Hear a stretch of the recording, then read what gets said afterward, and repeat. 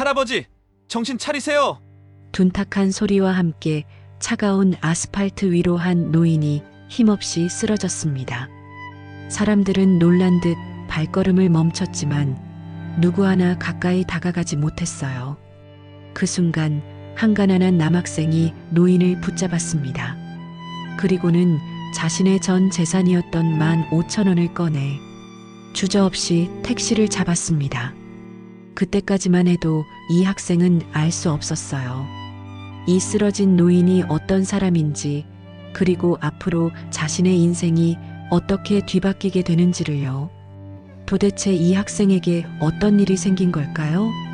사연 시작 전 구독과 좋아요를 눌러주시면 이 따뜻함을 더 많은 분들과 나눌 수 있습니다.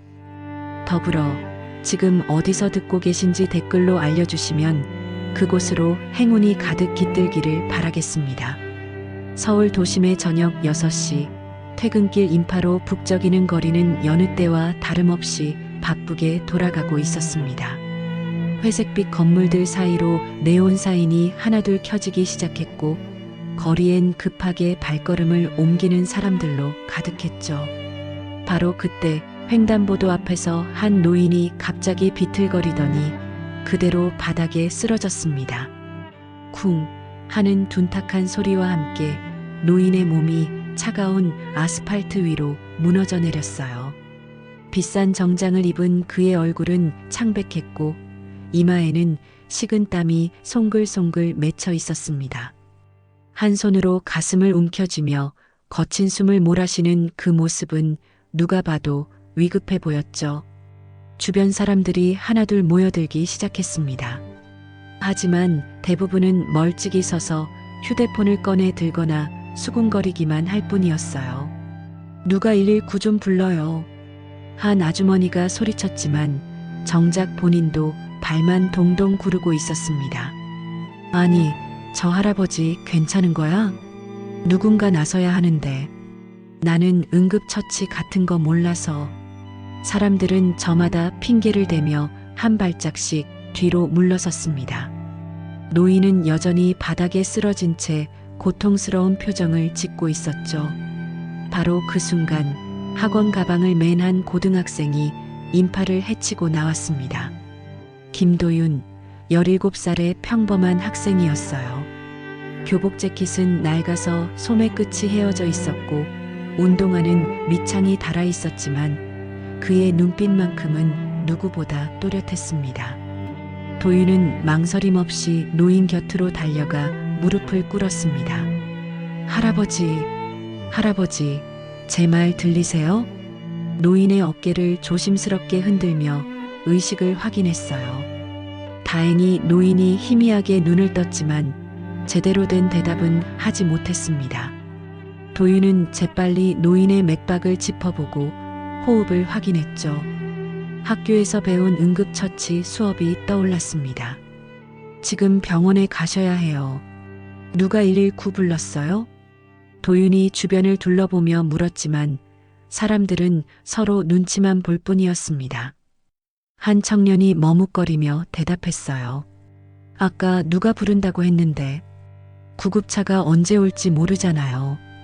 퇴근 시간이라 길도 막히고. 도윤은 순간 결단을 내렸습니다. 주머니를 뒤져 지갑을 꺼냈어요. 15,700원, 이번 주 용돈의 마지막 남은 현금이었어요. 순간 멈칫하던 도윤은 이내 벌떡 일어나 도로 쪽으로 뛰어갔습니다. 마침 신호에 걸려 서 있던 택시를 발견하고 필사적으로 손을 흔들었어요. 기사님, 여기요, 여기. 택시가 천천히 다가왔고 도윤은 재빨리 뒷문을 활짝 열었습니다. 기사님, 저기 할아버지가 쓰러지셨어요. 병원까지 좀 모셔다 주세요. 제발요. 중년의 택시 기사는 처음엔 난감한 표정을 지었습니다. 학생, 이런 경우는 구급차를 불러야지. 구급차 기다리면 너무 늦을 것 같아요. 할아버지 상태가 정말 안 좋아 보여요. 제가 택시비는 다 낼게요. 도윤의 간절한 목소리에 기사는 한숨을 쉬며 고개를 끄덕였습니다. 알았어. 빨리 모시고 와. 도윤은 다시 노인에게로 달려갔습니다. 하지만 혼자 힘으로는 노인을 일으켜 세우기가 벅찼어요. 주변을 둘러보니 사람들은 여전히 구경만 하고 있었죠. 좀 도와주세요. 병원에 모셔가야 해요. 도윤의 외침에 마침내 젊은 남자 2명이 나섰습니다. 셋이 힘을 합쳐 조심스럽게 노인을 부축해 택시에 태웠어요. 노인의 몸은 생각보다 가벼웠고 고급 정장에서는 은은한 향수 냄새가 났습니다. 평범한 노인은 아닌 것 같았지만 지금은 그런 게 중요한 게 아니었죠. 택시가 출발하자 도윤은 노인의 손을 꼭 잡았습니다. 차가운 손이었어요. 할아버지, 조금만 참으세요. 금방 병원 도착해요. 노인이 희미하게 눈을 떴습니다. 초점이 잘 맞지 않는 눈으로 도윤을 바라보더니 떨리는 목소리로 중얼거렸어요. 고맙네.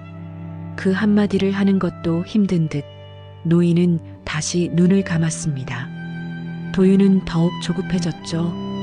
기사님, 좀 더 빨리 갈 수 있을까요? 학생, 나도 최대한 빨리 가는 중이야. 신호도 봐야 하고. 거의 다 왔어. 길게 느껴지는 시간 속 택시는 대학병원 응급실 앞에 도착했습니다. 도윤은 재빨리 뛰어내려 응급실 문을 열고 소리쳤어요. 여기 환자 있어요. 빨리 좀 봐주세요. 의료진이 달려왔고 노인은 곧바로 들것에 실려 응급실 안으로 사라졌습니다. 도윤은 안도의 한숨을 내쉬며 주저앉았어요. 온몸에 힘이 빠지는 것 같았죠. 간호사가 다가와 물었습니다. 학생, 보호자세요? 아니요. 저는 그냥 길에서 쓰러지신 걸 봐서. 아, 그러시군요. 환자분 신원 확인이 필요한데 소지품이 있나요? 도윤이 고개를 저었습니다. 그때 노인을 치료하던 의사가 나왔어요. 지갑이 있네요. 신분증 확인해 보니 김세진 씨라고 하시는데. 이분. 의사의 표정이 묘하게 변했습니다. 하지만 도윤은 알아채지 못했죠. 보호자 연락처도 있으니 저희가 연락드리겠습니다. 학생은 연락처 좀 남겨주세요. 혹시 모르니까. 도윤은 자신의 전화번호를 적어주고는 조용히 돌아섰습니다. 주머니를 확인해 보니 동전 몇 개만 짤랑거렸어요. 택시비로 15,000원을 다 써버린 것이었죠.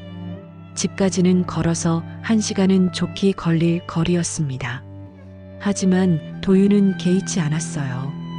오히려 마음이 뿌듯했죠. 병원 문을 나서며 뒤를 한번 돌아봤습니다.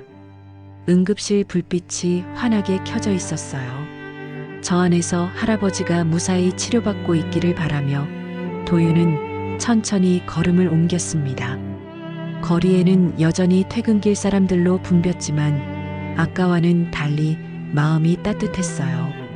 엄마가 늘 말씀하셨죠. 남을 도울 수 있다는 건 복받은 거라고.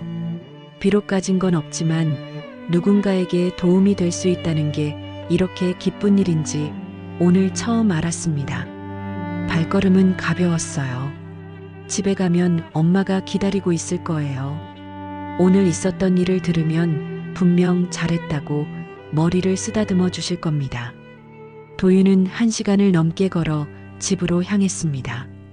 해는 완전히 져서 거리엔 가로등 불빛만 남아 있었죠. 발은 아팠지만 마음만은 가벼웠습니다.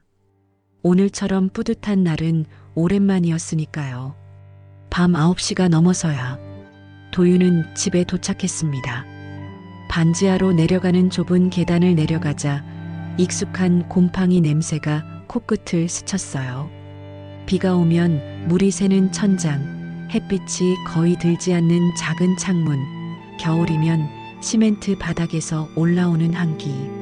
남들에겐 초라해 보일 수도 있지만 도윤에겐 세상에서 가장 소중한 공간이었습니다. 엄마와 함께하는 유일한 보금자리니까요. 현관문을 열자 고소한 된장찌개 냄새가 반겨졌습니다. 부엌에서는 엄마가 저녁상을 차리고 있었어요. 혜진은 37의 나이지만 고된 생활 탓에 더 나이 들어 보였죠. 편의점 야간 알바를 마치고 낮에는 식당 서빙을 뛰느라 손은 늘 거칠고 갈라져 있었습니다. 하지만 도윤을 보는 순간 피곤했던 얼굴에 따스한 미소가 번졌어요. 우리 아들 왔구나. 오늘 학원 수업은 잘 들었어? 도윤은 신발을 벗으며 대답했습니다. 네, 잘 들었어요. 엄마, 배고파요. 밥부터 먹을게요. 혜진은 아들을 식탁으로 이끌었습니다. 된장찌개와 계란말이, 그리고 김치. 늘 똑같은 반찬이었지만 도윤은 맛있게 먹기 시작했어요. 혜진은 아들이 밥 먹는 모습을 흐뭇하게 지켜보다가 물었습니다. 그런데 왜 이렇게 늦었니? 평소보다 1시간은 더 늦은 것 같은데. 도윤은 숟가락을 들던 손을 멈추고 엄마를 바라봤습니다. 그리고는 천천히 오늘 있었던 일을 털어놓기 시작했어요. 엄마, 오늘 어떤 할아버지가 길에서 쓰러지셨어요. 횡단보도 앞이었는데 갑자기 가슴을 움켜쥐고 쓰러지시더라고요. 혜진의 표정이 놀라움으로 변했습니다. 어머나, 그래서? 사람들이 다 구경만 하고 있길래 제가 택시 잡아서 병원까지 모셔다 드렸어요. 할아버지 얼굴이 너무 창백하셔서 구급차 기다리면 늦을 것 같았거든요. 도윤은 주머니에서 동전 몇 개를 꺼내 식탁 위에 올려놓았습니다. 700원이 전부였어요. 그래서 택시비로 15,000원을 썼어요. 이번 주 남은 용돈이었는데. 도윤은 엄마의 눈치를 살폈습니다. 혜진은 잠시 말이 없었어요. 그러다가 갑자기 일어나서 도윤의 머리를 쓰다듬었습니다. 손길이 너무나 부드러워서 도윤은 놀랐죠. 우리 아들이 정말 대단한 일을 했네. 그 할아버지, 우리보다 더 힘든 분이었나 보구나. 엄마는 속상하지 않아요? 도윤이 조심스럽게 물었습니다. 혜진은 고개를 저으며 다시 자리에 앉았어요. 왜 속상하겠니? 내가 사람을 구한 거잖아. 돈이야 또 벌면 되지만 생명은 한 번 잃으면 되돌릴 수 없는 거야. 혜진은 된장찌개를 한 숟가락 떠서 도윤의 밥그릇에 부어주며 말을 이었습니다. 엄마가 어렸을 때 외할아버지한테 늘 들었던 말이 있어. 남을 도울 수 있다는 건 복받은 거라고. 가난해도 마음이 따뜻한 사람이 진짜 부자라고 하셨지. 도윤은 외할아버지 이야기를 듣는 게 처음이었습니다. 엄마는 거의 가족 이야기를 하지 않았거든요. 잘했어, 아들. 엄마는 내가 자랑스러워. 혜진의 말에 도윤은 가슴이 뭉클해졌습니다. 사실 집으로 오는 내내 엄마가 실망할까봐 걱정했었는데 오히려 칭찬을 들으니 눈시울이 뜨거워졌어요. 많이 걸었지? 병원에서 집까지 꽤 멀었을 텐데 1시간 반 정도 걸었어요. 그런데 전혀 힘들지 않았어요. 오히려 마음이 뿌듯했어요. 도윤은 다시 밥을 먹기 시작했습니다. 혜진은 그런 아들을 바라보며 깊은 생각에 잠겼어요. 가난한 환경에서도 이렇게 바른 아이로 커준 것이 얼마나 고마운지 새삼 느껴졌죠. 아버지 없이 자란다고 주변에서 손가락질할 때도 반지하 월세조차 내기 힘들어 쫓겨날 뻔했을 때도 도윤은 한 번도 불평하지 않았습니다. 식사를 마친 도윤이 일어나며 말했습니다. 제가 설거지할게요. 엄마는 쉬어요. 괜찮아, 엄마가 할게. 아니에요. 엄마 새벽 3시에 일어나야 하잖아요. 어서 쉬어요. 도윤은 고집을 부리며 그릇을 싱크대로 가져갔습니다. 작은 부엌에서 설거지하는 아들의 뒷모습을 보며 혜진은 마음이 아팠어요. 17살 친구들과 놀러 다니고 싶을 나이인데 늘 집안일을 돕고 공부에만 매달리는 아들이 안쓰러웠습니다. 설거지를 마친 도윤은 방으로 들어가 책상 앞에 앉았습니다. 벽에는 의대 진학 목표가 적힌 종이가 붙어 있었어요. 의사가 되어서 엄마를 편하게 해드리고 싶다는 도윤의 꿈이었죠. 그날 밤 혜진은 잠이 오지 않았습니다. 도윤이 잠든 후 살며시 일어나 아들의 방문 앞에 섰어요. 문틈 사이로 보이는 아들의 잠든 얼굴이 너무나 어려 보였습니다. 혜진은 거실로 나와 작은 통장을 꺼냈어요. 매달 조금씩 모은 비상금이 들어있는 통장이었죠. 사실 도윤의 대학 등록금을 위해 모은 돈이었지만 내일 아침에 10,000원이라도 아들 주머니에 넣어줘야겠다고 생각했습니다. 용돈도 없이 학교에 가는 건 너무 서글픈 일이니까요. 새벽 2시 반, 혜진은 알람이 울리기 전에 눈을 떴습니다. 조용히 일어나 세수를 하고 출근 준비를 했어요. 현관을 나서기 전 식탁 위에 짧은 메모를 남겼습니다. 우리 아들, 오늘도 힘내. 엄마가 사랑해. 그리고 도윤의 가방 옆에 10,000원짜리 지폐 한 장을 살짝 놓아두었어요. 적어도 점심값과 간식값 정도는 되겠죠. 문을 나서는 혜진의 발걸음은 무거웠지만 마음은 따뜻했습니다. 어제 아들이 보여준 선한 마음을 생각하니 가슴이 벅차올랐어요. 가난하지만 마음만은 누구보다 부유한 아들을 둔 것이 얼마나 큰 축복인지 다시 한번 깨달았습니다.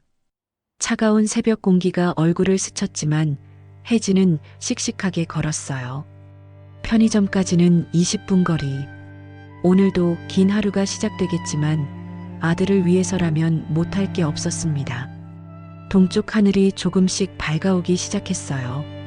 어둠이 걷히고 새로운 날이 밝아오고 있었죠.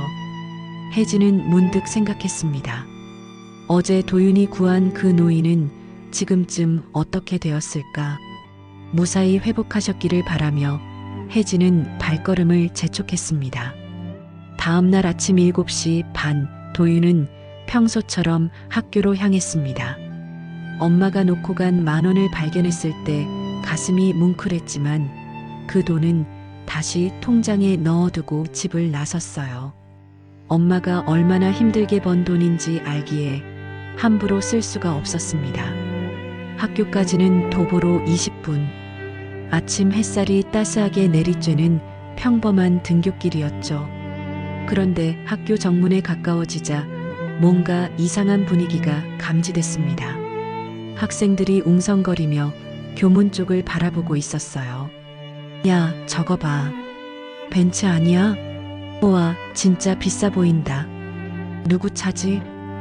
우리 학교에 저런 차 타고 오는 애가 있었나? 도윤도 호기심에 고개를 들어 앞을 바라봤습니다. 교문 바로 앞에 검은색 대형 벤츠가 서 있었어요. 번쩍거리는 차체와 짙게 썬팅된 유리창이 위압감을 풍겼죠. 평범한 공립고등학교 앞에는 어울리지 않는 차였습니다. 도윤이 그냥 지나치려는 순간 벤츠의 뒷문이 열렸습니다. 그리고 정장을 입은 중년 남자가 내렸어요. 50대 정도로 보이는 그 남자는 회색 정장에 넥타이를 메고 있었고 한 손에는 고급스러운 서류 가방을 들고 있었습니다. 누가 봐도 높은 직책의 사람처럼 보였죠. 남자는 주변을 둘러보더니 도윤을 발견하고는 곧장 다가왔습니다. 도윤은 당황해서 발걸음을 멈췄어요. 설마 자신을 찾아온 건가 싶어서 불안한 마음이 들었죠. 김도윤 학생 맞습니까? 남자의 목소리는 정중하면서도 단호했습니다. 도윤은 고개를 끄덕였어요. 네, 맞는데요. 누구시죠? 남자는 명함을 꺼내 도윤에게 건넸습니다. 거기엔 미래그룹 비서실장 박정호라고 적혀 있었어요. 미래그룹이라면 누구나 아는 대기업이었죠. 도윤은 더욱 당황스러웠습니다. 어제 저희 회장님을 병원까지 모셔주신 학생이시죠? 회장님께서 꼭 감사 인사를 전하라고 하셨습니다. 도윤은 그제야 어제 그 노인이 대기업 회장이었다는 걸 알았습니다. 순간 머릿속이 하얘졌어요. 길에서 쓰러진 평범한 할아버지인 줄만 알았는데 이렇게 큰 인물이었다니. 박정호는 서류 가방을 열어 봉투 하나를 꺼냈습니다. 두툼한 봉투였어요. 회장님께서 감사의 표시로 이것을 전해드리라고 하셨습니다. 어제 택시비도 있고 무엇보다 생명의 은인에게 드리는 작은 성이라고 생각해 주시면 됩니다. 도윤은 봉투를 보고 고개를 저었습니다. 주변 학생들이 모두 지켜보고 있다는 걸 의식하면서도 단호하게 거절했어요. 감사하지만 받을 수 없습니다. 저는 당연히 해야 할 일을 했을 뿐이에요. 박정호의 눈썹이 올라갔습니다. 의외라는 표정이었죠. 학생, 이건 정당한 보상입니다. 회장님께서 직접 지시하신 일이고요. 죄송하지만 저는 대가를 바라고 한 일이 아닙니다. 누구든 그 상황에서는 그렇게 했을 거예요. 도윤의 목소리는 떨렸지만 확고했습니다. 박정호는 당황한 기색을 보였어요. 아마 이런 거절은 예상하지 못했나 봅니다. 학생, 이건 단순한 돈이 아닙니다. 회장님의 진심이 담긴. 비서실장님, 정말 감사한 마음은 알겠습니다. 하지만 저는 그날 할아버지를 도운 것에 대해 후회하지 않아요. 보상이 없어도 말이죠. 그리고 도윤은 잠시 말을 멈추고 주변을 둘러봤습니다. 학생들이 휴대폰을 들고 촬영하고 있는 게 보였어요. 불편한 마음이 들었지만 해야 할 말은 해야 했습니다. 저희 엄마가 늘 말씀하시거든요. 남을 도울 때는 오른손이 한 일을 왼손이 모르게 하라고. 이렇게 많은 사람들 앞에서 보상을 받는 건 더더욱 아닌 것 같아요. 박정호는 한동안 도윤을 바라봤습니다. 그의 눈빛에는 놀라움과 함께 존경의 빛이 스쳐 지나갔어요. 이런 학생은 처음이었던 것 같았죠. 알겠습니다. 학생의 뜻을 회장님께 그대로 전하겠습니다. 하지만 박정호는 주머니에서 작은 카드를 꺼냈습니다. 이건 제 연락처입니다. 혹시라도 도움이 필요하면 언제든 연락 주세요. 이건 보상이 아니라 한 어른이 훌륭한 학생에게 주는 약속이라고 생각해 주시면 좋겠습니다. 도윤은 잠시 망설이다가 명함은 받았습니다. 거절하기엔 너무 진심 어린 눈빛이었거든요. 감사합니다. 그럼 저는 수업이 있어서. 네, 들어가세요. 그리고 학생. 박정호가 돌아서려던 도윤을 불렀습니다.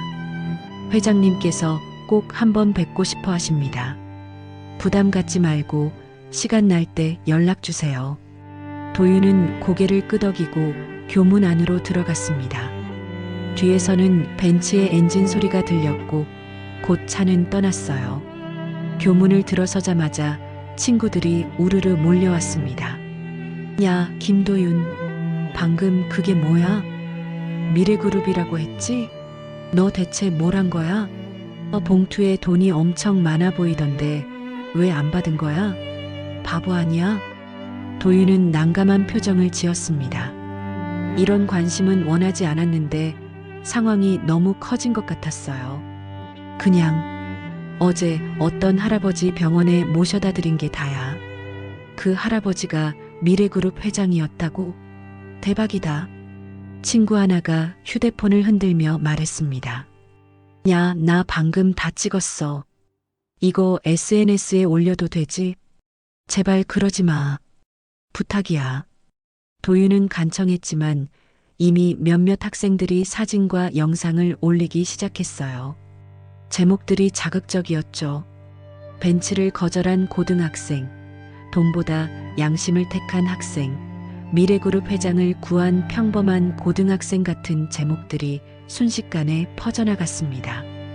첫 교시 수업 시간, 도윤은 선생님의 말씀에 집중하려 했지만 쉽지 않았어요. 교실 뒤쪽에서는 계속 수군거리는 소리가 들렸고 복도를 지나가는 다른 반 학생들이 창문으로 들여다보기도 했죠. 하교 시간이 되자 상황은 더 심각해졌습니다. 교무실에서 도윤을 찾는 방송이 나왔어요. 3학년 2반 김도윤 학생은 교장실로 오시기 바랍니다. 도윤은 무거운 발걸음으로 교장실로 향했습니다. 교장실 문을 열자 교장 선생님과 담임 선생님, 그리고 낯선 사람 몇 명이 앉아 있었어요. 도윤아, 앉아라. 교장 선생님의 표정이 복잡했습니다. 자랑스러우면서도 걱정스러운 그런 표정이었죠. 방금 여러 언론사에서 연락이 왔다. 내 이야기를 취재하고 싶다고 하는데. 도윤은 고개를 저었습니다. 죄송하지만 인터뷰는 하고 싶지 않습니다. 그냥 조용히 지나갔으면 좋겠어요. 담임 선생님이 나섰습니다. 도윤아, 내가 한 일은 정말 훌륭한 일이야. 많은 사람들에게 좋은 영향을 줄 수 있어. 선생님, 저는 그냥 평범한 학생이고 싶어요. 이런 관심은 부담스러워요. 교장 선생님이 고개를 끄덕였습니다. 알겠다. 학교 측에서 언론 대응은 막도록 할게. 하지만 이미 SNS에 퍼진 건 우리가 막을 수 없단다. 도윤은 한숨을 쉬었습니다. 하루아침에 인생이 복잡해진 것 같았어요. 집에 도착했을 때는 이미 해가 지고 있었어요. 지친 얼굴로 현관문을 열자 엄마가 걱정스러운 얼굴로 맞아줬습니다. 도윤아, 괜찮니? 표정이 안 좋네. 엄마, 저 괜찮아요. 그냥 조금 정신 없었을 뿐이에요. 혜진은 말없이 아들을 꼭 안아줬습니다. 따뜻한 품이었어요. 그날 밤 도윤의 이야기는 SNS를 통해 순식간에 퍼져나갔습니다. 처음엔 학교 학생들이 올린 몇 개의 게시물에 불과했지만 불과 2시간 만에 수만 개의 공유가 이뤄졌어요. 벤츠를 거절한 고등학생이라는 제목의 영상은 각종 커뮤니티와 포털 사이트를 뜨겁게 달궜죠. 도윤은 방에서 숙제를 하고 있었지만 계속 울리는 휴대폰 진동 때문에 집중할 수가 없었습니다. 친구들이 보내는 메시지가 쏟아져 들어왔어요. 야, 너 지금 실시간 검색어 1위야. 우리 학교가 뉴스에 나왔어. 미래그룹 회장을 구했다며? 대박이다. 도윤은 한숨을 쉬며 휴대폰을 무음으로 바꿨습니다. 그저 당연한 일을 했을 뿐인데 이렇게 큰 일이 될 줄은 몰랐어요. 거실에서는 혜진이 저녁 설거지를 하고 있었습니다. 그녀의 휴대폰도 계속 울렸지만 젖은 손 때문에 받을 수가 없었죠.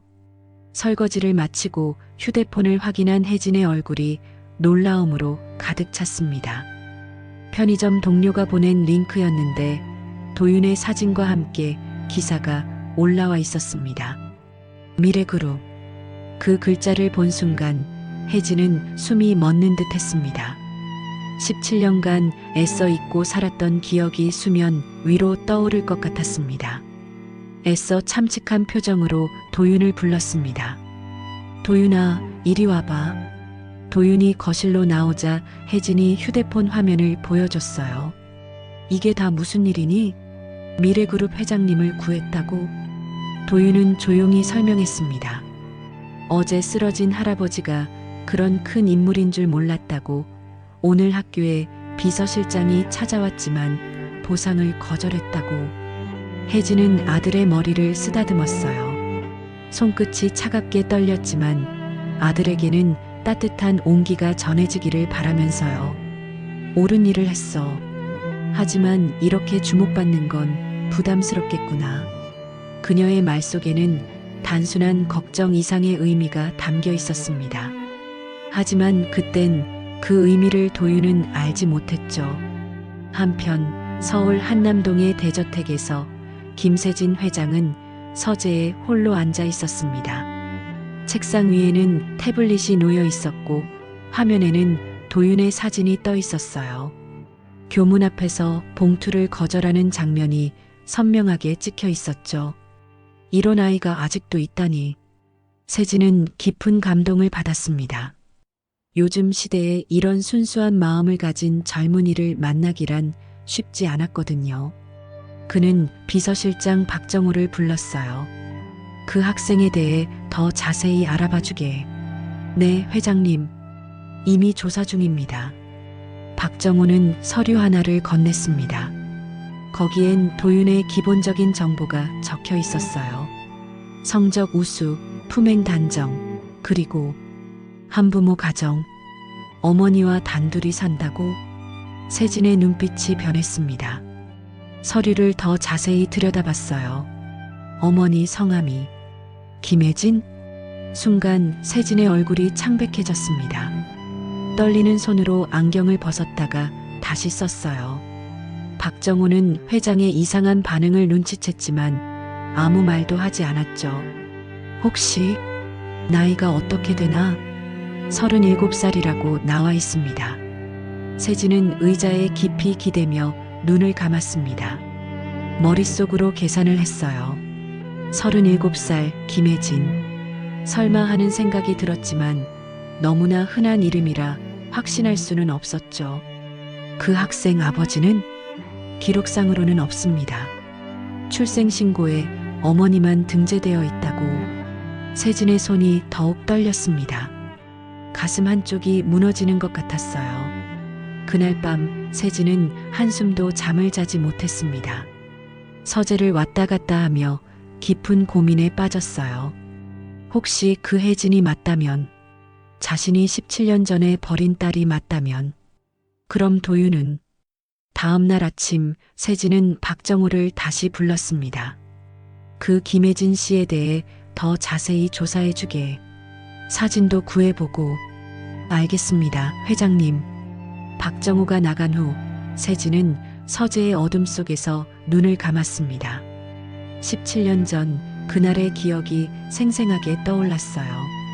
2008년 겨울 서울의 한 호텔 라운지. 20살의 혜진이 떨리는 손으로 찻잔을 들고 있었습니다. 임신 3개월. 배는 아직 나오지 않았지만 그녀의 얼굴은 초췌했어요.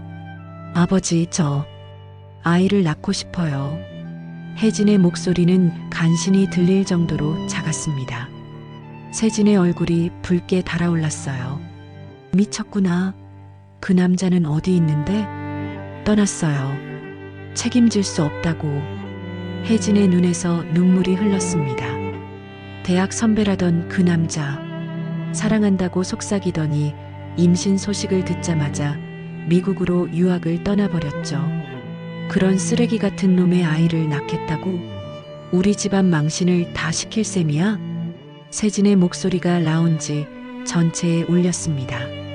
주변 사람들이 쳐다봤지만 그는 아랑곳하지 않았어요. 아버지, 이 아이는 죄가 없어요. 제가 혼자서라도 키울게요. 너 혼자 무슨 애를 키워? 당장 병원 예약해. 내일이라도 수술받아. 혜진이 고개를 저으며 일어섰습니다. 안 돼요.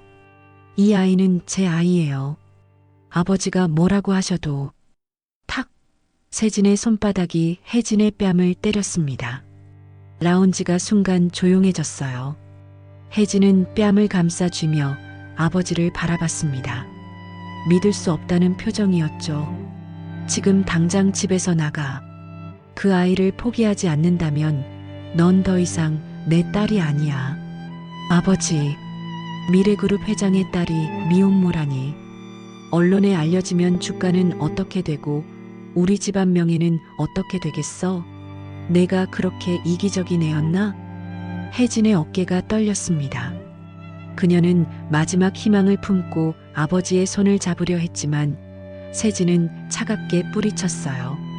선택해. 아이를 포기하고 없던 일로 하든가 아니면 영원히 내 앞에서 사라지든가. 혜진은 한참을 서 있다가 떨리는 목소리로 말했습니다. 알겠어요. 제가 사라질게요. 그녀는 돌아서서 걸어갔습니다. 뒤돌아보지 않고 고든 걸음으로. 세진은 딸이 돌아올 거라 생각했어요. 며칠이면 정신을 차리고 돌아와서 용서를 구할 거라고. 하지만 혜진은 돌아오지 않았습니다. 아이가 태어났다는 소식을 들은 건 그의 여름이었습니다. 아들이라고 했어요. 하지만 세진은 모른 척했습니다. 회사 일에 파묻혀 지냈고 딸의 존재를 지우려 애썼죠. 그 무렵 인터넷에서는 도윤에 대한 관심이 더욱 뜨거워지고 있었습니다. 각종 언론사에서 취재 경쟁이 붙었고 네티즌들의 댓글도 쏟아졌어요. 요즘 보기 드문 개념 청년이네요. 돈보다 양심을 택하다니 대단합니다. 부모님이 정말 잘 키우셨나 봐요. 학교에서도 도윤은 갑작스러운 유명세에 당황하고 있었습니다. 쉬는 시간마다 다른 반 학생들이 구경 오고 선생님들도 칭찬을 아끼지 않았어요.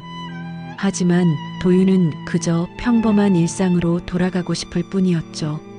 점심시간 도윤은 옥상으로 올라갔습니다.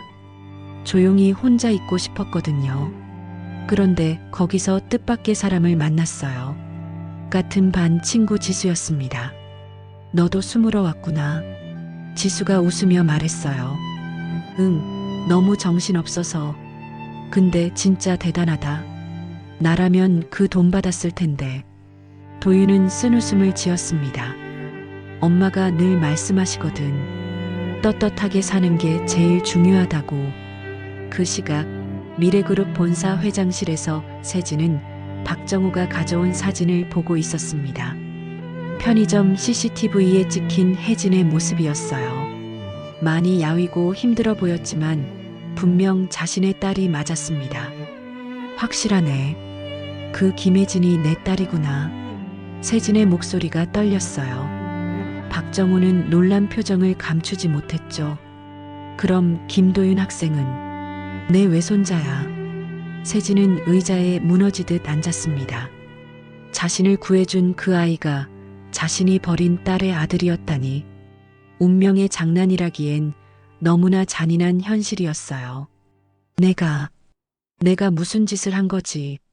세진의 눈에서 눈물이 흘러내렸습니다. 17년 동안 가슴 한구석에 묻어두었던 죄책감이 한꺼번에 밀려왔어요. 회장님, 어떻게 하시겠습니까? 박정우가 조심스럽게 물었습니다.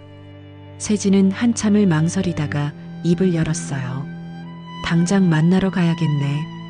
하지만 회장님, 너무 갑작스러우면 더 이상 미룰 수 없어. 이미 17년을 미뤘잖아. 세진은 일어서려다가 다시 주저앉았습니다. 용기가 나지 않았어요. 자신이 그토록 매정하게 버린 딸을 어떤 얼굴로 만난단 말인가.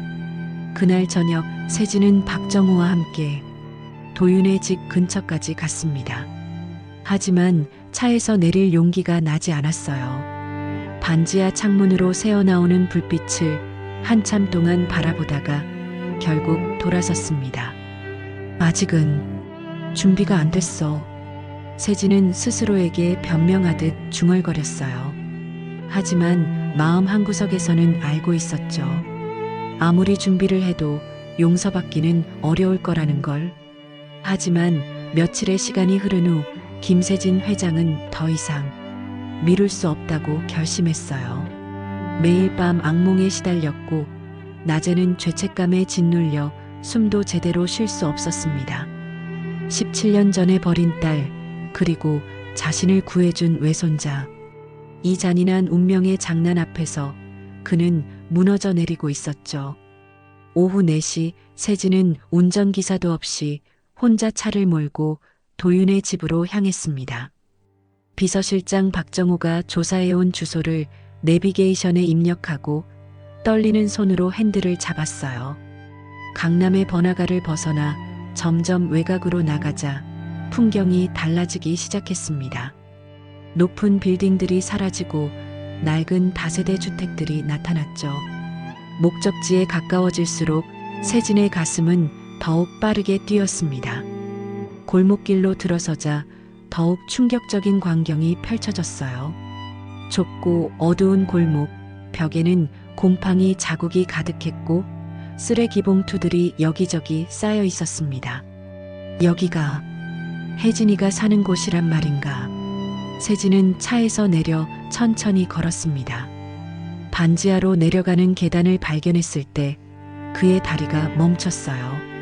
계단 입구에는 녹슨 철문이 있었고 우편함에는 김혜진이라는 이름이 희미하게 적혀 있었습니다. 세진은 계단을 한 칸 한 칸 내려갔습니다. 발걸음이 무거웠어요. 17년이라는 세월의 무게가 어깨를 짓누르는 것 같았죠. 반지하 문 앞에 섰을 때 그는 한참을 망설였습니다. 문을 두드릴 용기가 나지 않았어요. 그때 안에서 발소리가 들렸습니다. 문이 열리고 혜진이 나타났어요. 순간 시간이 멈춘 것 같았습니다. 세진은 딸의 모습을 보는 순간 숨이 막혔어요. 17년 전 그 예쁘고 발랄했던 딸은 온데간데 없었습니다. 야위고 초췌한 얼굴, 거칠어진 손, 낡은 옷차림. 무엇보다 그녀의 눈에서 생기가 사라져 있었어요. 혜진도 충격을 받긴 마찬가지였습니다. 문 앞에 선 사람이 자신의 아버지라는 걸 알아보는 데는 1초도 걸리지 않았어요. 하지만 믿을 수가 없었죠. 17년 동안 단 한 번도 찾아오지 않았던 아버지가 눈앞에 있었던 거예요. 혜진이냐? 세진의 목소리가 떨렸습니다. 그 한마디를 하는데도 온 힘을 다해야 했어요. 아버지. 혜진의 목소리도 떨렸지만 차가웠습니다. 17년 동안 쌓인 원망과 서러움이 그 한마디에 담겨 있었죠. 세진은 더 이상 견딜 수가 없었습니다. 그 자리에 무릎을 꿇었어요. 72살의 대기업 회장이 반지하 문턱 앞에서 무너져 내렸습니다. 미안하다. 정말 미안하다. 눈물이 주르륵 흘러내렸어요. 17년 동안 참아왔던 눈물이 한꺼번에 터져 나왔습니다. 딸의 초라한 모습을 보니 가슴이 찢어지는 것 같았어요. 이런 곳에서 이렇게 힘들게 살아왔다니. 아버지가 왜 이제 와서. 혜진의 목소리에도 눈물이 섞였습니다. 하지만 쉽게 용서할 수는 없었어요. 17년의 고통이 너무나 컸으니까요. 도윤이를, 내 외손자를 만났다. 그 아이가 날 구해줬어. 그제서야 깨달았다. 내가 얼마나 큰 죄를 지었는지. 세진은 고개를 들어 혜진을 바라봤습니다. 주름진 얼굴에 눈물이 가득했어요. 이 집을 봐라. 이런 곳에서, 내 딸이 이런 곳에서 살고 있었다니. 내가 무슨 아비냐. 체면이 뭐라고, 회사가 뭐라고, 딸 하나 지켜주지 못했다. 혜진은 떨리는 손으로 문틀을 잡았습니다. 다리에 힘이 풀려 쓰러질 것 같았어요.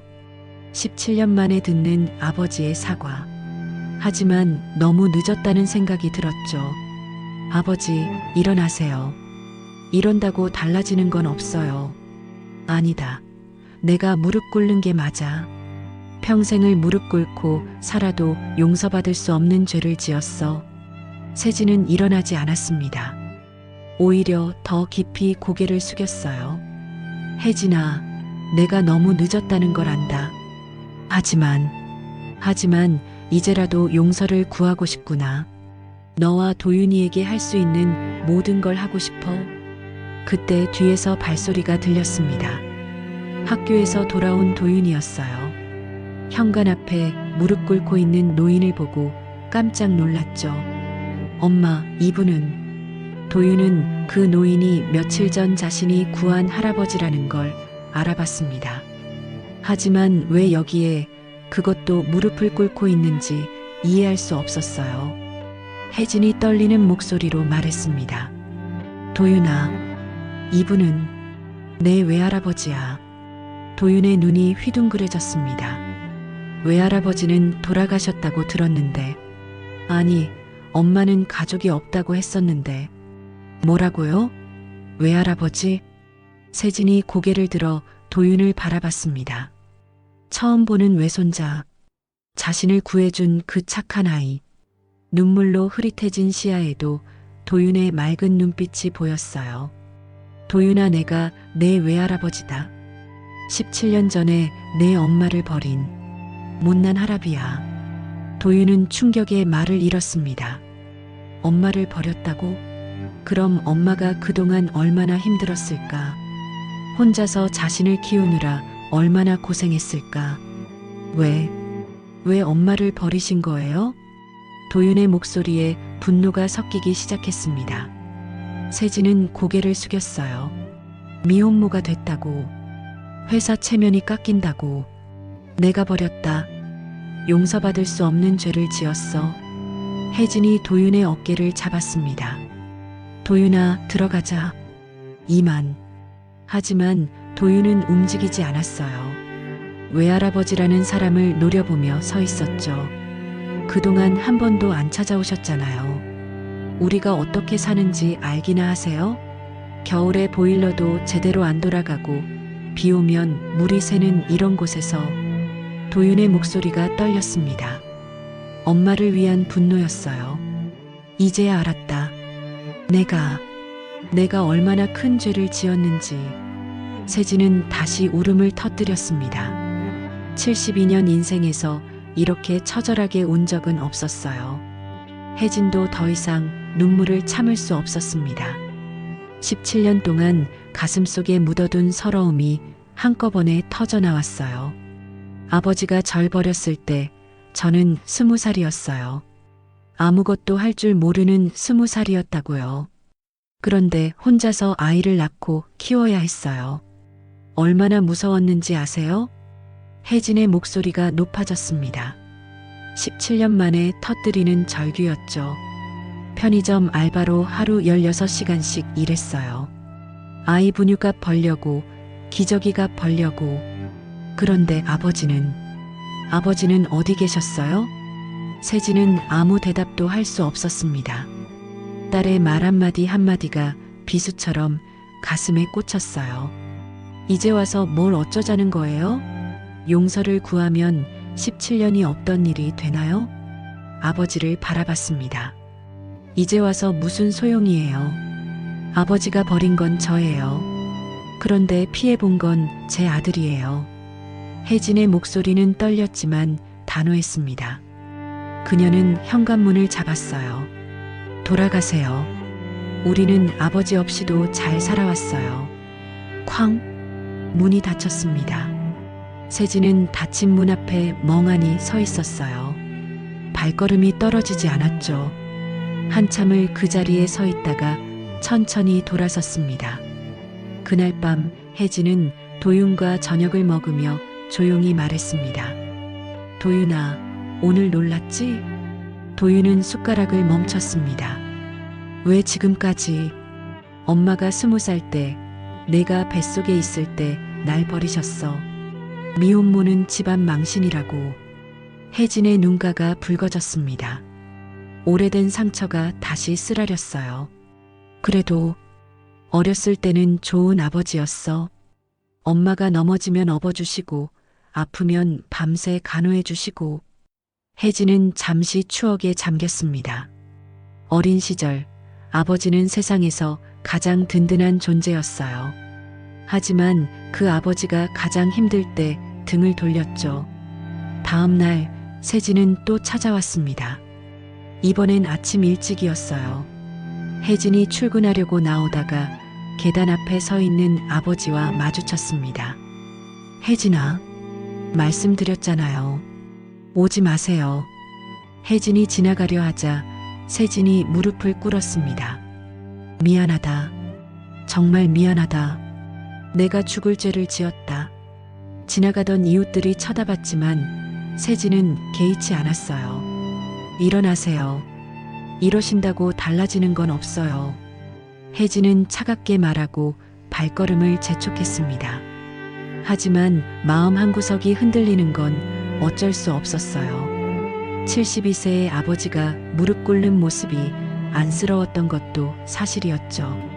그날 오후 학교에서 돌아온 도윤은 또다시 외할아버지를 마주쳤습니다. 계단 앞에 앉아있는 세진의 모습이 초라해 보였어요. 도윤아, 할아버지가 정말 미안하다. 저한테 미안할 필요 없어요. 외할아버지가 버린 건 엄마잖아요. 엄마한테 사과하세요. 도윤의 목소리는 차가웠지만 눈빛은 복잡했습니다. 세진의 어깨가 무너져 내렸습니다. 외손자의 말 한마디가 칼날처럼 아팠어요. 맞다. 다 내 잘못이다. 용서받을 자격도 없어. 도윤은 할아버지를 남겨두고 집으로 들어갔습니다. 하지만 창문 너머로 계속 밖을 내다봤어요. 할아버지는 해가 질 때까지 그 자리에 앉아 있었죠. 저녁 혜진이 퇴근하고 돌아왔을 때도 세진은 여전히 그 자리에 있었습니다. 아직도 계신 거예요? 혜진아, 나는 포기하지 않을 거야. 왜 이제 와서요? 혜진의 목소리에 서러움이 묻어났습니다. 그때는 체면과 회사가 더 중요했어. 바보같이 돈과 명예가 딸보다 중요하다고 생각했지. 세진의 눈에서 눈물이 흘렀습니다. 이제 깨달았어. 내가 잃은 게 뭔지. 너와 도윤이를 잃고 나니 가진 모든 게 무의미하더구나. 혜진은 잠시 망설이다가 말했습니다. 그냥 가세요. 저도 흔들리고 싶지 않아요. 그녀는 돌아서서 집으로 들어갔습니다. 문이 닫히는 소리가 유난히 크게 들렸어요. 그날 밤 도윤은 엄마에게 물었습니다. 엄마, 외할아버지가 정말 나쁜 사람이에요? 혜진은 한참을 생각하다가 대답했습니다. 나쁜 사람은 아니야. 그냥 그때 잘못된 선택을 한 거지. 엄마도 어렸을 때는 아버지를 정말 사랑했어. 세상에서 제일 좋은 아빠였거든. 그럼 용서해 줄 수 없어요? 도윤아, 17년이야. 내가 태어나서 지금까지의 모든 시간 동안 외할아버지는 우리를 모른 척했어. 그게 쉽게 용서가 될까? 도윤은 고개를 끄덕였습니다. 하지만 마음 한편으로는 외할아버지가 불쌍하기도 했어요. 다음 날도 그 다음 날도 세진은 계속 찾아왔습니다. 비가 오는 날엔 우산도 없이 서 있었고 추운 날엔 떨면서도 자리를 지켰어요. 일주일째 되는 날 도윤이 우산을 들고 나갔습니다. 할아버지, 이거라도 쓰세요. 세진은 놀란 눈으로 도윤을 바라봤습니다. 고맙다, 도윤아. 아직 용서한 건 아니에요. 그냥 이러다 쓰러지실까 봐서요. 도윤은 우산을 건네고 돌아서려다가 멈췄습니다. 엄마가 말했어요. 어렸을 때 외할아버지가 좋은 아빠였다고. 왜 변하신 거예요? 세진은 쓸쓸하게 웃었습니다. 사람은 때로 중요한 걸 잊고 살아. 가족보다 성공이 중요하다고 착각하지. 할아버지가 바로 그랬단다. 도윤은 더 이상 묻지 않고 집으로 들어갔습니다. 하지만 그날부터 조금씩 마음이 흔들리기 시작했어요. 혜진도 마찬가지였습니다.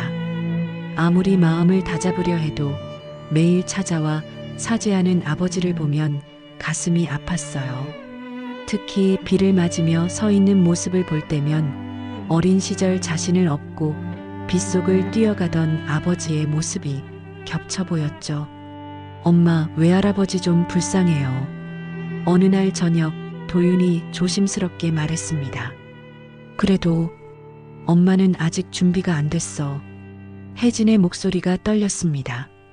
용서하고 싶은 마음과 상처받은 마음이 충돌하고 있었어요. 언젠가는 용서해 줄 수 있을까? 도윤이 엄마의 손을 잡았습니다. 엄마가 결정해요. 저는 엄마 편이에요. 혜진은 아들을 꼭 안았습니다. 그리고 창밖을 바라봤어요. 저 멀리 가로등 아래 아버지가 여전히 서 있는 게 보였습니다. 마음이 점점 무너지고 있었지만 아직은 아니었어요. 17년의 상처가 며칠 만에 아물 리 없었으니까요. 세진이 매일 반지하 집을 찾아온 지 3주가 지났습니다. 여전히 혜진과 도윤은 문을 열어주지 않았지만 그는 포기하지 않았어요.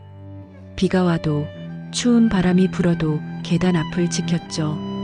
그런데 어느 날 오후 예상치 못한 인물이 회장실을 찾아왔습니다. 40대 중반의 남자였어요. 번들거리는 얼굴에 교활한 눈빛을 하고 있었죠. 정장은 값비싸 보였지만 어딘가 천박한 느낌이 났습니다. 명함에는 주간지 팩트투데이 기자 최진혁이라고 적혀 있었어요. 무슨 일로 오셨습니까? 세진이 차갑게 물었습니다. 최진혁은 느릿느릿 가방을 열어 두꺼운 봉투를 꺼냈어요. 그 안에서 사진들이 쏟아져 나왔습니다. 세진의 얼굴이 점점 굳어갔어요. 사진에는 자신이 반지하 계단 앞에서 무릎 꿇고 있는 모습, 비를 맞으며 기다리는 모습이 담겨 있었습니다. 그뿐만이 아니었어요. 혜진이 새벽 3시에 편의점으로 출근하는 뒷모습, 낡은 운동화를 신고 뛰어가는 모습까지 찍혀 있었죠. 더 충격적인 건 도윤의 사진들이었습니다. 학교에서 점심을 먹는 모습, 학원으로 가는 뒷모습, 심지어 반지하 창문으로 공부하는 모습까지. 최진혁은 몇 주 동안 이 가족을 감시하고 있었던 것이었어요. 제가 취재를 하다 보니 아주 재미있는 사실을 발견했습니다. 미래그룹 김세진 회장님께 미혼모 딸이 있다는 것, 그것도 17년 동안 완전히 버려두셨다는 것 말이죠. 최진혁의 목소리에는 음흉한 즐거움이 묻어났습니다. 세진의 주먹이 떨렸지만 참았어요. 그 반지하 집 사진도 찍어봤습니다. 곰팡이가 가득한 벽, 물이 새는 천장. 그런 곳에서 회장님 딸과 손자가 살고 있더군요. 이런 내용으로 기사를 쓴다면. 최진혁은 일부러 말을 멈추고 세진의 표정을 살폈습니다. 그리고는 태블릿을 꺼내 무언가를 보여줬어요. 이미 작성된 기사 초안이었죠. 제목이 자극적이었습니다. 미래그룹 회장의 숨겨진 비밀, 버려진 딸과 손자. 세진은 깊은 숨을 들이쉬었습니다. 이런 협박은 처음이 아니었지만 가족이 연관되니 더욱 분노가 치밀었어요. 원하는 게 뭡니까? 30억이면 충분할 것 같습니다. 회장님 재산에 비하면 푼돈 아닙니까? 최진혁은 뻔뻔하게 웃었습니다. 세진은 한참을 침묵했어요. 그러다가 천천히 입을 열었습니다. 일주일 시간을 주시오. 좋습니다. 하지만 일주일 후 정확히 오후 2시까지입니다. 1시간이라도 늦으면 기사는 바로 나갑니다. 최진혁이 나간 후 세진은 창밖을 바라봤습니다. 17년 전의 자신이 떠올랐어요. 그때도 이런 두려움 때문에 딸을 버렸던 것이었죠. 세상의 시선이 무서워서, 회사 이미지가 걱정돼서. 그날 저녁 세진은 여전히 반지하 집 앞에 갔습니다. 그런데 이상한 낌새를 느꼈어요. 골목 어귀에 낯선 차가 서 있었고 그 안에 누군가 앉아 있었죠. 최진혁의 부하인 것 같았습니다. 다음 날 혜진이 편의점에서 일하고 있을 때였어요. 낯선 남자가 들어와 주변을 서성거렸습니다. 물건을 사는 것도 아니고 그저 혜진을 관찰하는 듯 했죠. 혜진은 불안했지만 내색하지 않았어요. 뭘 찾으시나요? 남자는 아무 말 없이 나갔습니다. 하지만 유리문 밖에서 계속 서성거렸어요. 혜진의 손이 떨렸습니다. 본능적으로 위험을 감지한 것이었죠. 도윤도 이상한 일을 겪었습니다. 학교에서 나오는데 모르는 아저씨가 다가왔어요. 김도윤 학생 맞지? 잠깐 할 얘기가 있는데. 도윤은 경계심을 갖고 뒤로 물러섰습니다. 누구세요? 그냥 내 외할아버지에 대해 궁금한 게 있어서 인터뷰 좀 하자. 남자는 기자증을 보여줬지만 도윤은 거절했어요. 하지만 그 남자는 계속 따라왔습니다. 학원 앞까지 쫓아와서는 사진을 찍기도 했죠. 그날 밤 도윤이 엄마에게 말했습니다. 엄마, 오늘 이상한 아저씨가 나를 따라다녔어요. 혜진의 얼굴이 창백해졌습니다.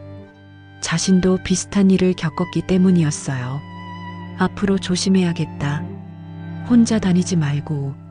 이틀째 상황은 더 심각해졌습니다. 반지하 집 우편함에 이상한 편지가 들어 있었어요. 혜진과 도윤의 일상이 담긴 사진들과 함께 위협적인 메시지가 적혀 있었죠. 조만간 모든 게 밝혀질 것이다. 혜진은 두려웠지만 경찰에 신고할 수도 없었어요. 아버지와 연관된 일인 것 같았고 더 큰 소동이 될까봐 걱정됐으니까요. 세진은 최진혁이 가족을 위협하고 있다는 걸 알게 됐습니다. 비서실장 박정호가 조사한 결과였어요.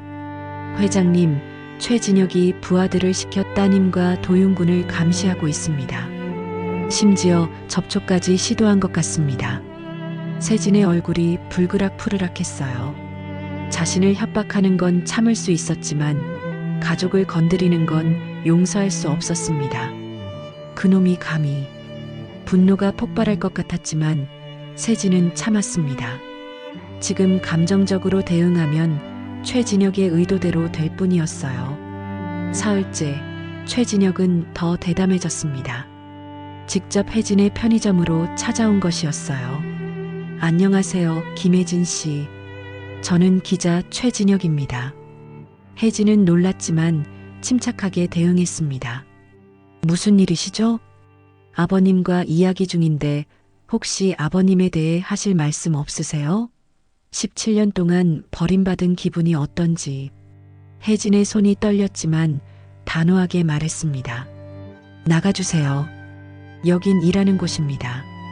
최진혁은 비웃으며 나갔지만 문 밖에서 계속 사진을 찍었어요. 혜진은 무서웠습니다. 이 남자가 무엇을 원하는지, 어디까지 갈지 알 수 없었어요. 그날 밤 세진은 깊은 고민에 빠졌습니다. 최진혁에게 돈을 주면 당장은 조용해지겠지만 그건 근본적인 해결이 아니었어요. 언제든 또 협박할 수 있었고 무엇보다 딸과 손자를 계속 숨기고 부끄러워한다는 의미였죠. 새벽까지 잠을 이루지 못한 세진은 결심했습니다. 더 이상 비겁하게 살지 않겠다고, 딸과 손자를 당당하게 인정하겠다고. 다음 날 아침 세진은 박정우를 불렀습니다. 정우야, 법무팀에 연락해서 최진혁을 스토킹과 협박 혐의로 고소 준비를 시켜. 그리고 세진은 잠시 멈췄다가 단호하게 말했습니다. 기자회견을 준비해라. 내가 모든 걸 공개하겠다. 박정우는 놀랐지만 회장의 눈빛에서 확고한 의지를 읽을 수 있었어요. 최진혁은 여전히 여유로웠습니다. 30억이라는 거금이 곧 자신의 통장에 들어올 거라 믿었으니까요. 하지만 그는 몰랐습니다. 세진이 완전히 다른 선택을 했다는 걸, 그리고 그 선택이 자신의 파멸을 불러올 거라는 걸. 나흘째 아침 도윤이 학교로 가는데 또 그 남자가 나타났습니다. 이번엔 더 적극적으로 다가왔어요. 도윤아, 외할아버지가 너희를 버렸다는 게 사실이야? 도윤은 무서웠지만 당당하게 말했습니다. 아저씨가 누군데 그런 걸 물어요? 계속 이러시면 경찰에 신고할 거예요. 남자는 비웃으며 사라졌지만 도윤은 불안했어요. 엄마도 위험할 수 있다는 생각이 들었죠. 그날 오후 세진은 마지막으로 반지하 집을 찾아갔습니다. 혜진이 문을 열어줬어요. 최근에 이상한 일들 때문에 불안했던 혜진은 아버지를 보자 복잡한 표정을 지었습니다. 아버지, 요즘 이상한 사람들이. 알고 있다. 미안하다, 나 때문에. 너희가 위험에 처했구나. 세진의 눈에는 결연함이 담겨 있었습니다. 곧 모든 게 끝날 거야. 더 이상 너희를 숨기지 않겠다. 당당하게 내 딸이고 내 손자라고 세상에 알리겠다. 혜진은 놀란 눈으로 아버지를 바라봤습니다. 세진은 딸의 어깨를 잡고 말했어요.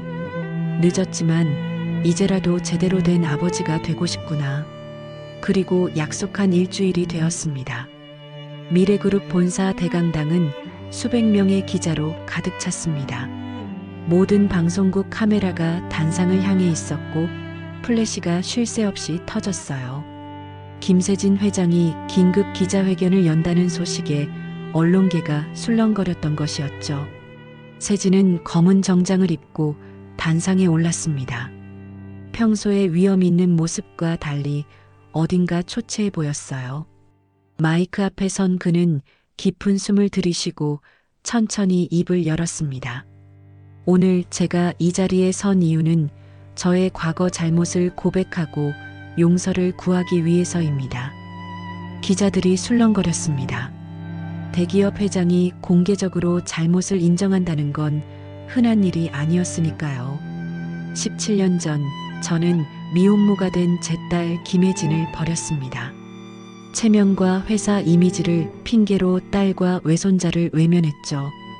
그것은 제 인생 최대의 과오였고 결코 용서받을 수 없는 죄였습니다. 강당이 순간 조용해졌습니다. 그리고 곧 플래시 세례가 쏟아졌어요. 세진은 눈을 감았다가 다시 떴습니다.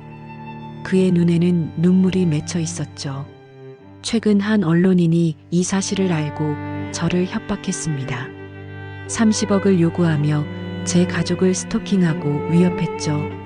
하지만 그 일이 오히려 저를 깨닫게 했습니다.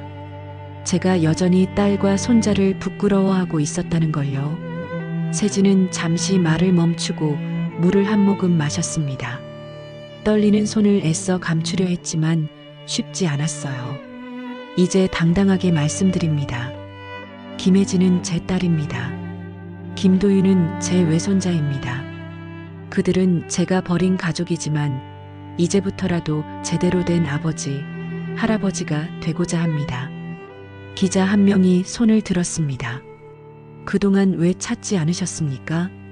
세진은 쓸쓸하게 웃었어요. 겁쟁이였기 때문입니다. 돈과 명예에 눈이 멀어 가장 소중한 것을 잃어버렸죠. 17년이라는 시간을 되돌릴 순 없지만 이제부터라도 속죄하며 살겠습니다.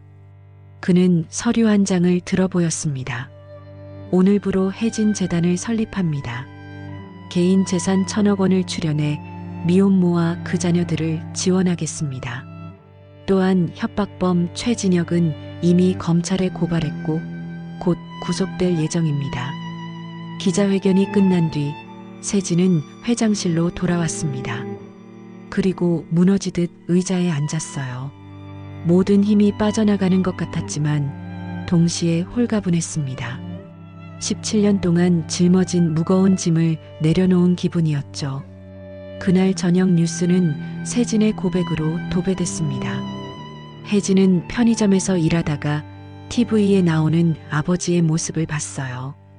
공개적으로 자신을 딸이라고, 도윤을 손자라고 인정하는 모습에 복잡한 감정이 밀려왔습니다. 분노와 서러움, 그리고 알 수 없는 안도감이 뒤섞였죠. 최진혁은 그날 밤 긴급 체포됐습니다. 협박과 스토킹 혐의였어요. 그동안 다른 재벌들에게도 비슷한 수법을 써왔던 것이 추가로 밝혀져 결국 실형을 선고받았죠. 기자회견 이후 세진의 행보는 빨라졌습니다. 혜진 재단 설립을 위해 밤낮 없이 일했어요. 단순히 돈만 지원하는 게 아니라 실질적인 도움을 주고 싶었습니다. 미혼모들이 아이와 함께 지낼 수 있는 쉼터를 만들고 직업 교육 프로그램을 운영하고 아이들의 교육비를 전액 지원하는 시스템을 구축했죠. 재단 이사장은 혜진의 이름으로 했지만 정작 혜진은 거부했습니다. 제 이름을 쓰지 마세요. 전 아직 준비가 안 됐어요. 세진은 딸의 마음을 이해했습니다. 그래서 더욱 조심스럽게 다가가기로 했어요. 어느 날 아침 혜진이 출근하려고 나왔을 때 반지하 계단이 완전히 새 것으로 교체되어 있었습니다. 녹슬고 삐걱거리던 철제 계단 대신 튼튼한 돌계단이 놓여 있었어요. 미끄럼 방지 처리까지 되어 있었죠. 며칠 뒤엔 반지하 창문이 모두 이중창으로 바뀌어 있었습니다. 겨울 찬바람이 들어오지 못하도록 완벽하게 시공되어 있었어요. 혜진은 알았습니다. 아버지의 소행이라는 걸.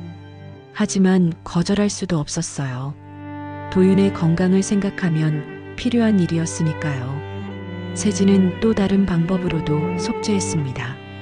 매주 한 번씩 미혼모 쉼터를 방문해 봉사활동을 했어요. 처음엔 어색했지만 점차 아이들과 친해졌죠. 아이들은 그를 할아버지라고 불렀고 세진은 그 말에 울컥했습니다. 도윤에게는 듣지 못한 그 호칭이 너무나 그리웠으니까요. 도윤의 학교 앞에도 여전히 갔습니다. 하지만 이제는 숨지 않았어요. 멀리서 당당하게 서서 외손자를 바라봤죠. 도윤도 가끔 외할아버지를 발견하곤 했지만 모른 척하지는 않았습니다. 멀리서 가볍게 고개를 끄덕이는 정도의 인사를 나누곤 했어요. 할아버지, 오늘도 오셨네요. 어느 날 도윤이 먼저 다가왔습니다. 세진은 놀랐지만 기뻤어요. 그래, 내가 잘 있나 보고 싶어서. 저 괜찮아요. 그런데 할아버지 건강은 어떠세요? 너무 무리하시는 것 같던데. 도윤의 걱정 어린 말에 세진은 눈물이 날 것 같았습니다. 고맙다. 내가 걱정해주니 힘이 나는구나. 둘은 나란히 걸었습니다. 완전한 화해는 아니었지만 조금씩 거리가 좁혀지고 있었어요. 세진은 혜진의 편의점에도 변화를 줬습니다. 낡은 냉장고를 새 것으로 교체하고 바닥 공사를 다시 했어요. 편의점 사장은 갑작스러운 시설 개선에 놀랐지만 건물주가 지시한 일이라며 받아들였죠. 세진이 그 건물을 통째로 매입한 것이었습니다. 혜진은 알았지만 내색하지 않았어요. 아버지가 자신을 위해 애쓰는 모습이 안쓰러우면서도 아직은 완전히 용서할 수 없었습니다. 17년의 상처는 그리 쉽게 아물 수 없었으니까요. 재단 설립 발표회가 열렸을 때 세진은 혜진과 도윤을 초대했습니다. 하지만 그들은 오지 않았어요. 대신 혜진은 짧은 편지를 보냈죠. 재단 설립을 축하합니다. 많은 사람들에게 도움이 될 것 같아요. 하지만 저는 아직 그 자리에 설 준비가 안 됐습니다. 이해해 주세요. 세진은 편지를 읽고 또 읽었습니다. 딸의 글씨체가 그리웠어요. 어린 시절 아빠에게 쓴 편지들이 떠올랐죠. 아빠 사랑해요라고 삐뚤빼뚤 적혀 있던 그 편지들. 발표회장에는 많은 미혼모들이 참석했습니다. 그들은 세진에게 감사 인사를 전했어요. 회장님 덕분에 희망이 생겼어요. 아이와 함께 살 수 있게 돼서 정말 감사합니다. 세진은 그들의 손을 잡으며 생각했습니다. 17년 전 자신의 딸도 이렇게 힘들었겠구나. 혼자서 아이를 키우며 얼마나 막막했을까. 제가 더 감사합니다. 늦었지만 이제라도 깨달을 수 있게 해주셔서. 세진의 진심 어린 모습에 많은 사람들이 감동했어요. 언론도 처음에 비판적 시각에서 벗어나 그의 노력을 인정하기 시작했죠. 학교에서 도윤은 친구들에게 둘러싸였습니다. 너희 외할아버지 정말 대단하시다. 1,000억을 기부하시다니 진짜 대인배시네. 도윤은 복잡한 심정이었어요. 외할아버지가 자랑스러우면서도 여전히 엄마를 버렸던 과거가 용서되지 않았습니다. 세진은 꾸준히 반지하 집을 찾아갔습니다. 이제는 매일이 아니라 이틀에 한 번 정도였지만 그 진심은 변하지 않았어요. 때로는 혜진이 좋아하던 떡을 사들고 가기도 하고 도윤이 필요할 만한 참고서를 문 앞에 놓고 가기도 했죠. 혜진은 창문 너머로 그런 아버지를 지켜봤습니다. 72살의 나이에 무거운 것들을 들고 와 조심스럽게 놓고 가는 모습이 짠했어요. 마음이 조금씩 움직이고 있었지만 아직은 아니었습니다. 상처가 너무 깊었으니까요. 비서실장 박정호의 전화가 울렸습니다. 응급실에서 걸려온 전화였어요. 김세진 회장이 또다시 쓰러졌다는 소식이었죠. 재단 설립 이후 쉴 새 없이 일하던 세진은 봉사활동을 마치고 돌아오던 길에 의식을 잃었습니다. 박정호는 망설임 끝에 혜진에게 전화를 걸었어요. 신호음이 길게 이어지다가 혜진의 목소리가 들렸습니다. 여보세요? 김혜진 씨, 비서실장 박정호입니다. 회장님이, 아버님이 쓰러지셨습니다. 전화기 너머로 숨을 들이키는 소리가 들렸어요. 혜진의 손이 떨렸지만 애써 침착하게 물었습니다. 지금 어디 계세요? 서울대병원 응급실입니다. 상태가 좋지 않으십니다.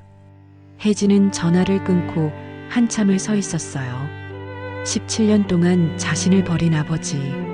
최근 들어 끊임없이 사죄하던 그 사람이 쓰러졌다는 소식에 마음이 복잡했습니다. 까지 말아야 한다고 생각하면서도 발걸음은 이미 도윤의 방으로 향하고 있었죠. 도윤아, 외할아버지가 병원에 계셔. 도윤은 책을 덮고 엄마를 바라봤습니다. 혜진의 얼굴에서 망설임과 걱정을 동시에 읽을 수 있었어요. 가봐야 하지 않을까요? 도윤의 말에 혜진은 고개를 끄덕였습니다. 두 사람은 서둘러 택시를 잡아타고 병원으로 향했어요. 병원 응급실은 차가운 형광등 불빛으로 가득했습니다. 소독약 냄새가 코를 찔렀고 복도에는 불안한 표정의 사람들이 오가고 있었죠. 혜진과 도윤은 안내 데스크에서 병실을 확인하고 엘리베이터를 탔습니다. 중환자실 앞 복도는 더욱 조용했어요. 벽에 부딪혀 울리는 발소리만이 공간을 채웠죠. 멀리서 심전도 기계의 규칙적인 소리가 들려왔습니다. 삐, 삐, 삐. 그 소리가 두 사람의 긴장을 더욱 높였어요. 병실 문 앞에서 박정호가 기다리고 있었습니다. 그의 얼굴은 지쳐 보였어요. 오셨습니까? 회장님이 기다리고 계셨습니다. 혜진은 깊은 숨을 들이쉬고 병실 문을 열었습니다. 하얀 시트 위에 누워있는 아버지의 모습이 눈에 들어왔어요. 불과 몇 주 전까지 그렇게 열심히 뛰어다니던 사람이 맞나 싶을 정도로 야위고 창백했습니다. 세진의 팔에는 링거줄이 연결되어 있었고 산소 마스크가 얼굴을 덮고 있었어요. 눈은 감겨 있었지만 혜진과 도윤이 들어오는 기척에 천천히 눈을 떴습니다. 혜진아. 목소리는 너무나 작고 약했어요. 혜진은 침대 옆으로 다가갔습니다. 분노와 슬픔, 연민이 동시에 밀려왔죠. 17년의 원망이 아직 가슴에 남아 있었지만 이렇게 쓰러진 아버지를 보니 마음이 아팠습니다. 아버지, 그 한마디를 하는데 목이 메었어요. 혜진은 눈물을 겨우 삼켰습니다. 도윤도 외할아버지의 모습에 충격을 받았어요. 손발이 떨렸지만 용기를 내어 침대 가까이 다가갔습니다. 할아버지, 이렇게 그냥 가시면 더는 기회가 없잖아요. 도윤의 목소리가 떨렸습니다. 세진은 흐릿한 눈빛으로 외손자를 바라봤어요. 처음으로 이렇게 가까이에서 도윤을 보는 것 같았습니다. 자신을 구해준 그 착한 아이가 이제는 자신을 걱정하고 있었죠.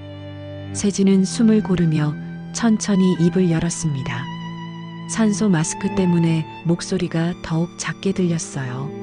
시간이 조금만 더 있다면 아비로서 할아버지로서 너희 옆에 있고 싶구나. 그 말에 혜진의 눈에서 눈물이 흘렀습니다. 더 이상 참을 수가 없었어요.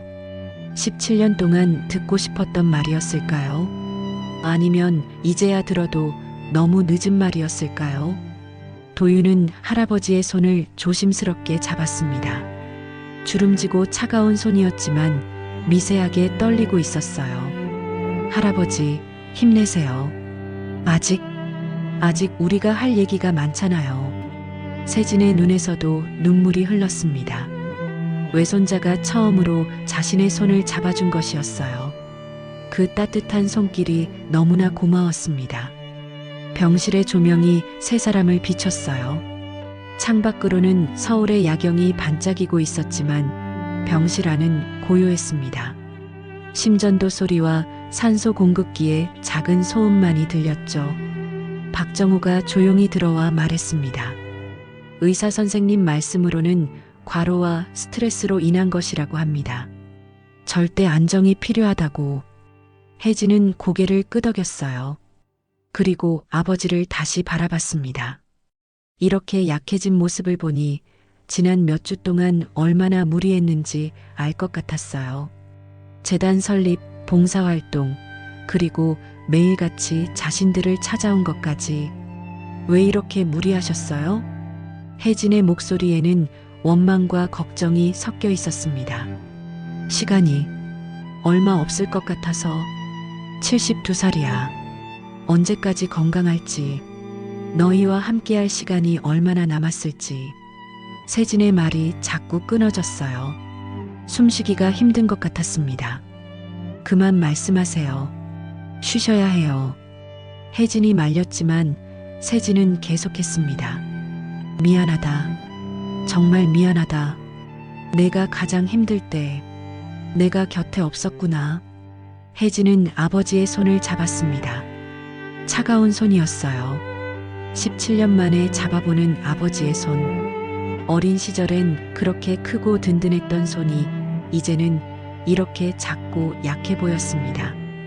이제 그만하세요. 과거는 돌이킬 수 없잖아요. 도윤이 엄마와 외할아버지를 번갈아 봤습니다.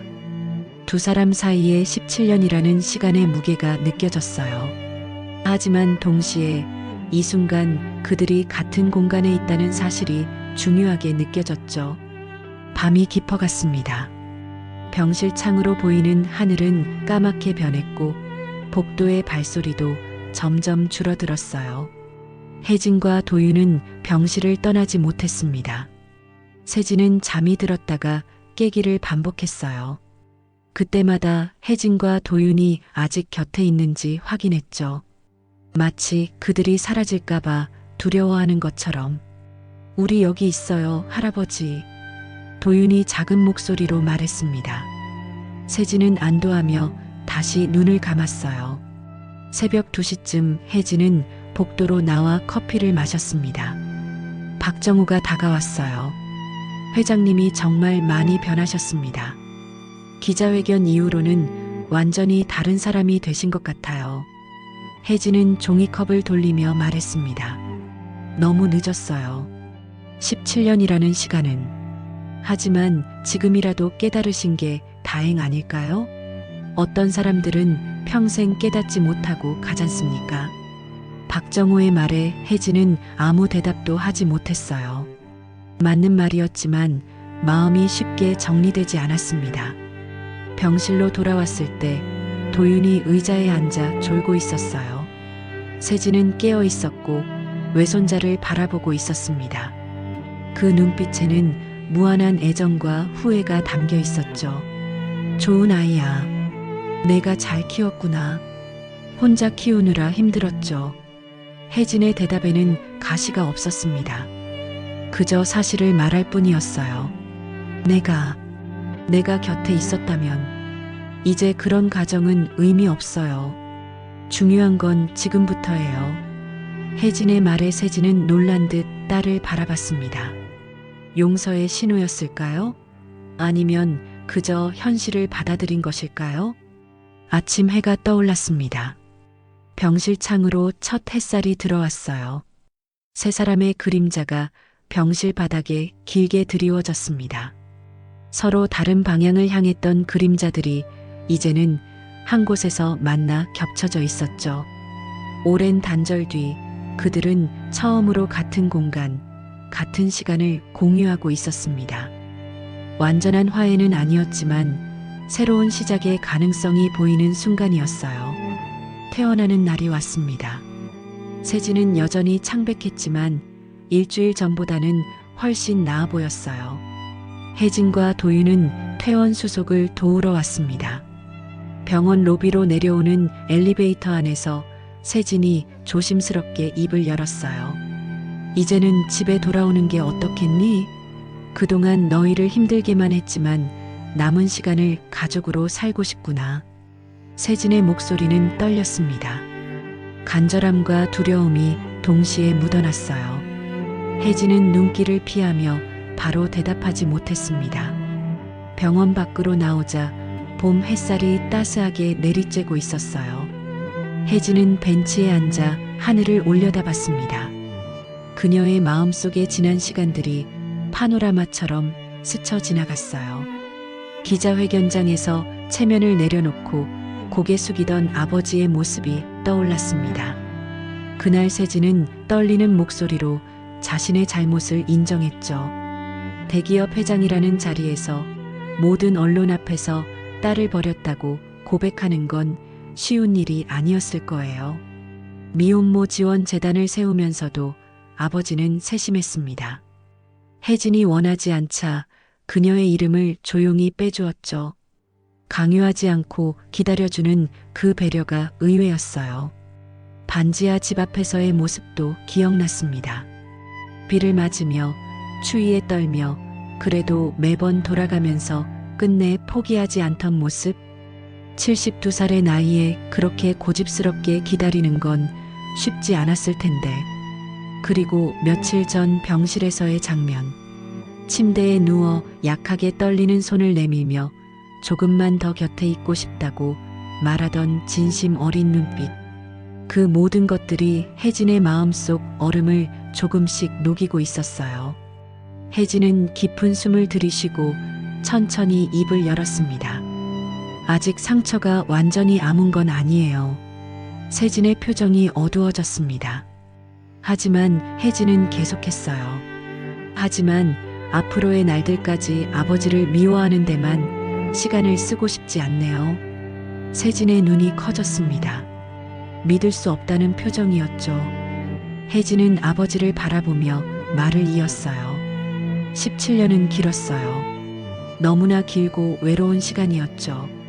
하지만 아버지가 최근에 보여준 모습들, 그 진심은 알 것 같아요.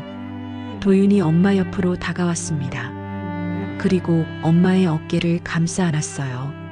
17년 동안 혼자서 모든 걸 감당해온 엄마가 얼마나 힘들었을지 누구보다 잘 알고 있었으니까요. 그럼 우리 같이 살아봐요, 엄마. 도윤의 따뜻한 목소리에 혜진의 눈가가 촉촉해졌습니다. 아들의 품이 이렇게 든든할 줄 몰랐어요. 언제 이렇게 자란 걸까요? 세진은 울컥해서 고개만 끄덕였습니다. 목이 메어 말이 나오지 않았어요. 17년 만의 용서. 완전하지는 않지만 다시 시작할 수 있는 기회. 그것만으로도 너무나 감사했습니다. 고맙다. 정말 고맙다. 세진의 목소리가 떨렸어요. 눈물이 주름진 볼을 타고 흘러내렸습니다. 차는 천천히 한남동으로 향했습니다. 혜진과 도윤에게는 낯선 길이었어요. 반지하에서만 살아온 그들에게 강남의 고급 주택가는 다른 세상 같았죠. 하지만 이제 그곳이 그들의 새로운 집이 될 거였습니다. 대문이 천천히 열렸습니다. 넓은 정원과 큰 집이 눈에 들어왔어요. 혜진은 어린 시절 이곳에서 뛰놀던 기억이 어렴풋이 떠올랐습니다. 그때는 이 집이 영원한 보금자리일 줄 알았는데 17년 만에 돌아오게 될 줄은 몰랐죠. 현관문을 열고 들어서자 집안이 따뜻했습니다. 거실에는 이미 세 사람을 위한 식탁이 차려져 있었어요. 오랫동안 비어있던 자리에 새로운 식기가 놓여 있었죠. 너희 방도 준비해뒀다. 예전 내 방은 그대로 두었고 도윤이 방은 새로 꾸몄어. 세진이 조심스럽게 말했습니다. 혜진은 계단을 올라 자신의 옛 방으로 갔어요. 문을 열자 시간이 멈춘 듯한 공간이 나타났습니다. 책상, 침대, 책장 모두 그대로였어요. 먼지 하나 없이 깨끗하게 관리되어 있었죠. 매일 청소했다. 언젠가 내가 돌아올 거라고. 아니, 돌아오길 바라면서. 세진의 목소리가 뒤에서 들렸습니다. 혜진은 책상 위에 액자를 들어 올렸어요. 고등학교 졸업식 사진이었죠. 아버지와 함께 찍은 마지막 사진. 그때는 행복했죠. 혜진의 목소리는 쓸쓸했지만 원망은 없었어요. 도윤은 자신의 새 방을 둘러봤습니다. 넓고 밝은 방에는 책상과 책장, 그리고 컴퓨터까지 준비되어 있었어요. 반지하의 좁은 방과는 천지 차이였죠. 할아버지, 이건 너무 과해요. 아니다. 이것도 부족해. 17년 동안 해주지 못한 게 너무 많아서. 세진의 말에 도윤은 더 이상 거절하지 않았습니다. 할아버지의 마음을 이해했으니까요. 저녁 시간이 되었습니다. 세 사람은 처음으로 한 식탁에 앉았어요. 따뜻한 된장찌개와 갈비찜 그리고 여러 반찬들이 차려졌죠. 혜진이 반지하에서 해주던 소박한 밥상과는 달랐지만 마음은 똑같이 따뜻했습니다. 잘 먹겠습니다. 도윤이 밝게 인사했어요. 세진은 외손자가 밥 먹는 모습을 흐뭇하게 바라봤습니다. 이런 평범한 일상이 얼마나 소중한지 이제야 알았어요. 도윤아, 학교는 어떠니? 공부하는데 필요한 게 있으면 뭐든 말해라. 괜찮아요, 할아버지. 저 혼자서도 잘하고 있어요. 도윤의 당찬 모습에 세진은 웃었습니다. 역시 혜진이 잘 키웠구나 싶었어요. 식사를 마치고 거실에 앉았을 때 혜진이 입을 열었습니다. 아버지, 저는 계속 일을 하고 싶어요. 편의점이든 뭐든. 그럴 필요 없어. 이제는 편하게. 아니에요. 제 손으로 일하고 싶어요. 그게 제 삶이니까요. 혜진의 단호한 말에 세진은 고개를 끄덕였습니다. 딸의 자존심을 이해했으니까요. 밤이 깊어졌습니다. 도윤은 먼저 방으로 올라갔고 혜진과 세진은 거실에 남았어요. 창밖으로는 서울의 야경이 반짝였죠. 혜진아, 정말 미안하다. 그리고 고맙다. 이제 그만하세요. 계속 사과만 하실 건가요? 혜진이 작게 웃었습니다. 그 미소를 본 세진의 가슴이 뭉클했어요. 17년 만에 보는 딸의 진짜 미소였으니까요. 혜진은 창밖을 바라보며 마음속으로 말했습니다. 용서는 하루아침에 오지 않았다. 하지만 아버지가 흘린 시간과 진심을 기억하며 우리는 다시 가족이 되기로 했다. 세 사람의 그림자가 거실벽에 나란히 드리워졌습니다. 더 이상 따로가 아닌 함께였어요. 상처는 여전히 남아있지만 치유의 시간은 이제 시작이었습니다. 늦었지만 아직 늦지 않았습니다. 가족이라는 이름으로 다시 시작하는 것. 그것이 그들이 선택한 길이었어요. 따뜻한 조명이 세 사람을 감쌌습니다. 밖에서는 차가운 바람이 불었지만 집안은 포근했어요. 마치 17년의 긴 겨울이 끝나고 봄이 온 것처럼. 오늘의 이야기가 당신의 마음에 작은 울림을 드렸다면 앞으로도 당신의 나날에 잔잔한 위로가 될 이야기들로 찾아뵐 수 있도록 구독과 좋아요를 눌러주세요.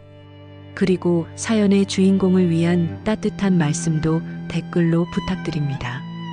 당신의 한마디가 누군가에게는 잊지 못할 선물이 됩니다. 당신의 오늘을 늘 응원합니다. 인생 나날이었습니다.